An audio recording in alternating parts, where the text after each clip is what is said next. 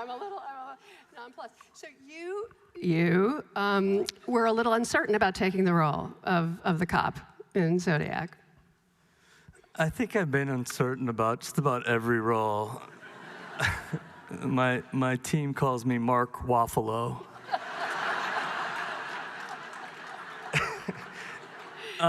So Fincher talked you into it. I mean, I had warrants out for my arrest and when I was in my 20s, and so taking a cop role was like the farthest thing I ever saw myself doing.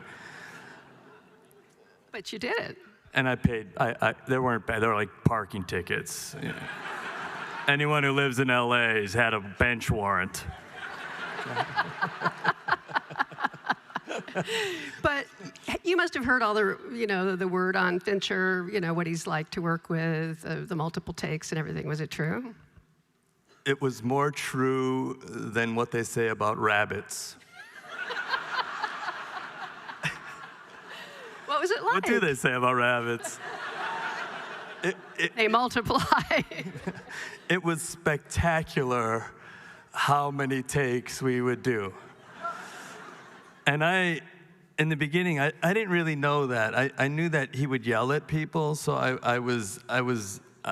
I can't handle being yelled at. Like, I just crumble. And so I was scared about that, but I didn't really know about the takes. And it was my first day. I had a long walk and talk with Jake. It was probably 3 pages. He wanted to do it in a oneer. It was a complicated dolly move with a crane arm. And we're like on take 45. And I'm just like, dude, you suck. He hates you. He like knows you're a fraud. And at one point he leaves the monitor, he's like coming straight for me, and I'm like, yep. I told him Sean Penn would be better in this role. I'm gonna get paid anyway. And he literally he walked straight toward me, he walked past me, he moved a background artist literally 2 inches, turned around, walked back, patted me on the shoulder, and went into his perch. And I was like, oh, he's a full-frame director, and I just happen to be about 10% of that frame. So it turned out okay. So around 2002, you were diagnosed with a brain tumor. That was fun. So this is like nestled behind your ear. It was benign? It was benign. But you had to get it out. I had to get it out. And your wife was pregnant. Sunrise was pregnant with my son, Keen, who's here.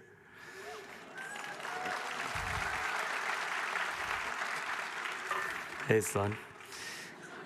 And yeah, it was really scary. And when I had it removed, I woke up and my face was partially paralyzed, and then just over the course of 8 hours, it just was totally paralyzed on the left side of my face. And I mean, I couldn't even move close my eye, and I was talking like this, and I was like, oh no. Who is going to hire a paralyzed actor with a paralyzed face, especially when he can't even close his eye? And yeah, that was a really hard time, and the recovery was really hard, and that was a really hard time. And I just had the most amazing partner, Sunrise.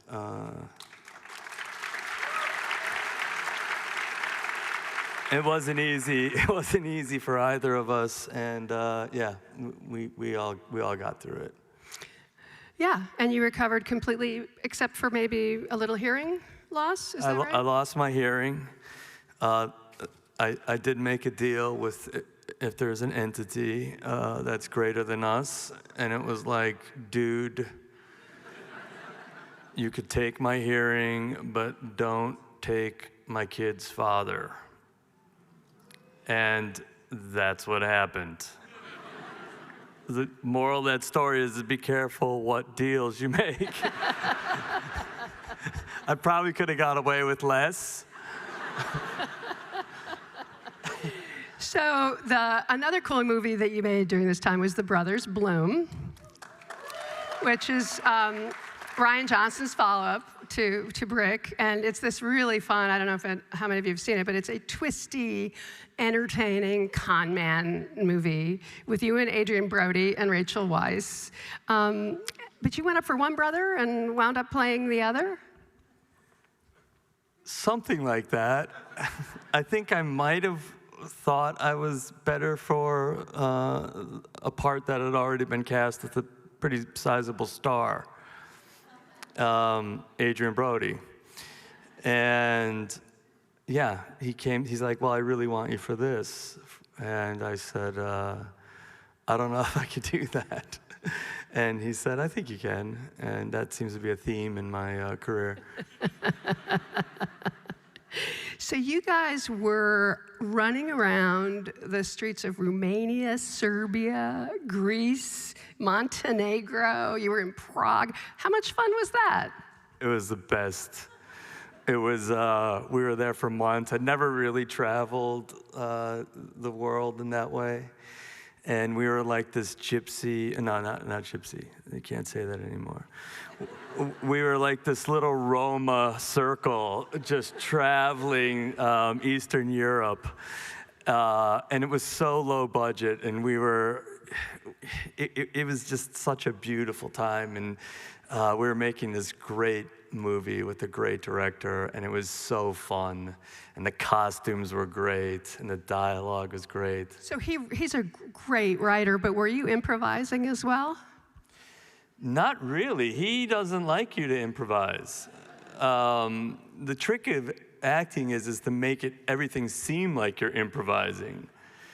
So that was what we were trying to do. I mean, sometimes I'd sort of go afield a little bit, but he was always like, I think it's better if you, I think it's better like this. So I was just curious, what other sets can you remember just having the absolute best time? Poor Things. You know, honestly, like I said, I love to act.